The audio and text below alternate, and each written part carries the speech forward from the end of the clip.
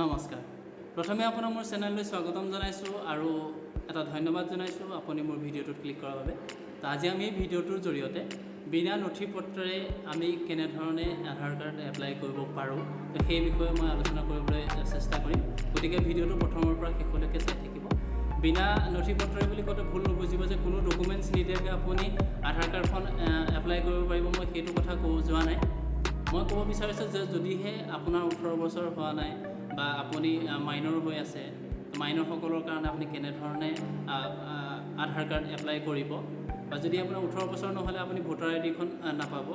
যিহেতু আধাৰ কাৰ্ডখন এপ্লাই কৰিবলৈ আমাৰ জন্মৰ প্ৰমাণপত্ৰ লাগিব, তাৰপিছতে এড্ৰেছ প্ৰুফ লাগিব যিটো, তো সেই দুটা আমাৰ ভোটাৰ আইডি বা আমি যদিহে বাৰ্থ চাৰ্টিফিকেট থাকে তো বাৰ্থ চাৰ্টিফিকেট বা SSLCৰ যি এডমিট কাৰ্ড থাকে তো সেইবিলাকৰ জৰিয়তেহে আমি এজ প্ৰুফটো পাওঁ। কিন্তু যদিহে আপোনাৰ হাতত দুইটা নাই তেতিয়াহ'লে আপুনি চিন্তা কৰিবলগীয়া কোনো কাৰণ নাই।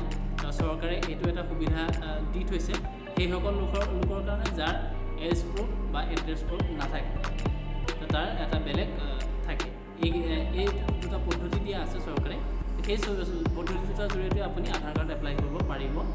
তাৰে মই প্ৰথম প্ৰক্ৰিয়াটো কৈ দিছোঁ। প্ৰথম প্ৰক্ৰিয়াটো হ'ল যদিহে আপোনাৰ ঘৰৰ মুৰব্বীজনৰ আধাৰ কাৰ্ড আছে তেতিয়াহ'লে সেই আধাৰ কাৰ্ডখনৰ জৰিয়তেও আপুনি আপোনাৰ কাৰণে আধাৰ কাৰ্ড এপ্লাই কৰিব পাৰিব যাৰ এজ প্ৰুফ বা এড্ৰেছ প্ৰুফ নাই।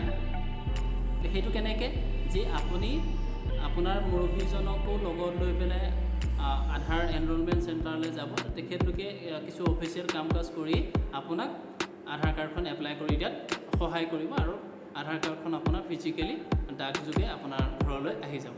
সেইটো হ'ল প্ৰথম প্ৰক্ৰিয়া।